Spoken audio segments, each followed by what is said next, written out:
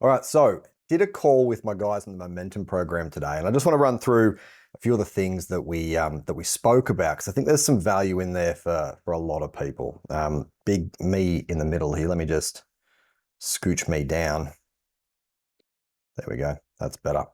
Cool. So we ran through a whole heap of different things. Marketing is on everybody's mind right now. So we talked about building out a nurture campaign. We talked about building trust in your marketplace using the trust factor.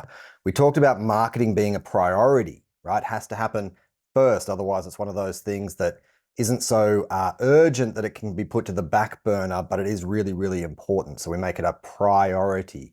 And one of our clients, Belinda, her quote was, "Marketing is prior to everything." Belinda 2024. We talked about sales campaigns. We talked about upcoming ways to build those. We talked about the roller coaster that you can take people on. You can talk about building hype, opening the doors to a sale, then telling people that the doors are closing. We talked about the rules between or behind scarcity and urgency, or both, in marketing. We talked about different ways you can create offers. We talked about offers as a CTA, as an awareness, and how you can use them to build hype, and that an offer is something that moves a person to buy faster than they would on their own.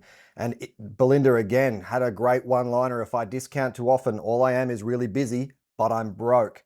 Another one of my clients, JJ, "What can I offer to healthcare providers? What problems do I solve in the healthcare space?"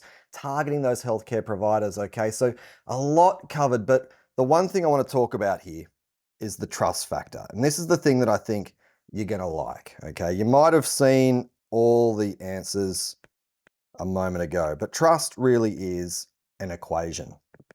Trust is equal to four key components. It's equal to C times R times I over S. Now, each one of these things means something, okay? C is our credibility, right? Do you have the knowledge that backs up the things that you say? Do you have the experience that backs up that you say? Are you credible? Okay. R is reliability, right? If you say you're going to do something by a particular time, do you do it? Are you reliable? Can I count on you to ensure that the thing you say is going to happen? I is our intimacy. Do I feel safe when I communicate with you? Do I feel like I can ask a question, or that I would accept the knowledge that you are looking to transfer to me? It's in our communication, the intimacy. And then the S is the self-orientation.